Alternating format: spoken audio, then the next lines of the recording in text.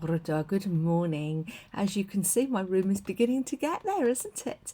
A few other bits and bobs have strayed in from other places. And so, yes, my study has inherited a few more boxes than I thought it was going to, which is proving tricky, but we'll get there. The pictures are being hung and it feels like home. Yeah. So what did I want to talk to you about this morning? Oh, my head's been going round and round and round with the readings that we had in church and some other bits and bobs, and I've decided to set aside the other bits and bobs because they're my agenda and not anybody else's.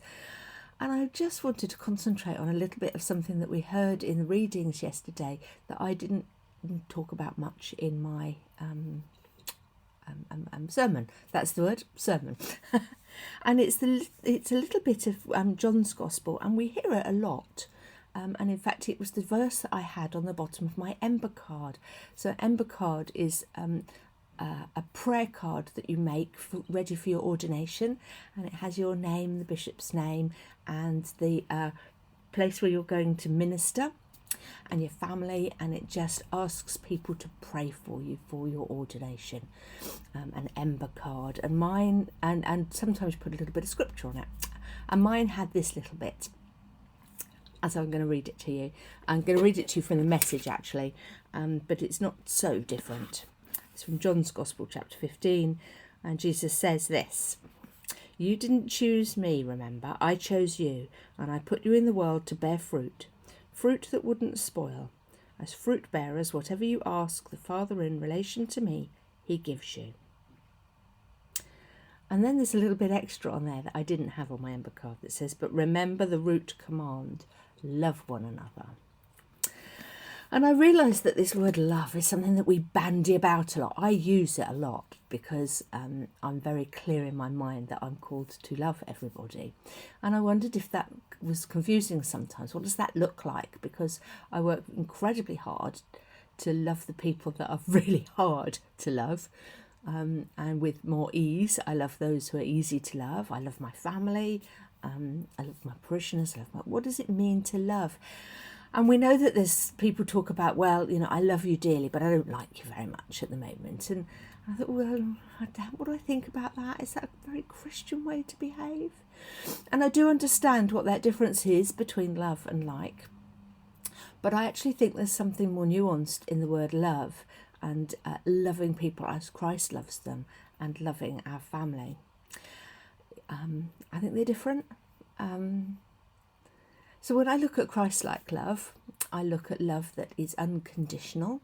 I won't walk away from you if you mess up, is what Jesus says. I'm here forever. So if you get things wrong, I'll help you get them right. I'll take you to task about it, but I won't stop loving you about it. You can't stop me loving you. And I rather like that. It's incredibly comforting and reassuring, isn't it? And it doesn't mean that you're going to put yourself in a position where you're going to allow people to walk all over you. But it does mean that you're going to recognise that Christ asks us all to love each other as he loves us. So what separates that from family love and from the love I might have for Will or for the children? And I can't tell you because I can't find the right words for it, but it's different.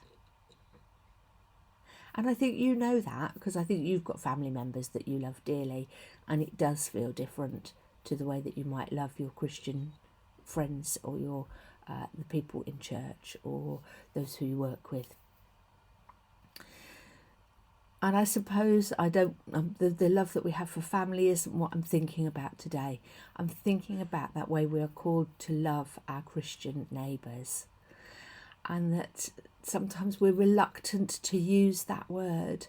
And I think that's sad because I think God, Jesus, uses it a lot, and he asks it of us, and he recognises that Christian love is something separate and something God-given and something to be encouraged that we have for all, regardless of whether they're our type or whether we have to share a bathroom with them.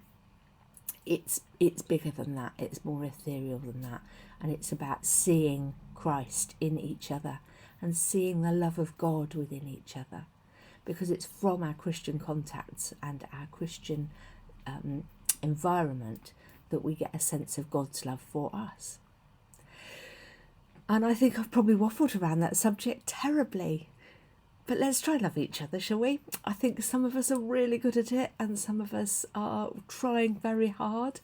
And I think that sometimes taking a breath and not answering and just quietly praying are really good ways of showing love to each other.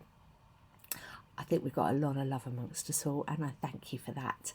And I hope you have a good day, and I will be doing my very best to put my own words into practice, because I think I need to hear them too. Yeah, I think that might be it. Shall we stop there? Like I say, have a good day, have a good week. You know where I am. Lots of love and God bless. Bye-bye.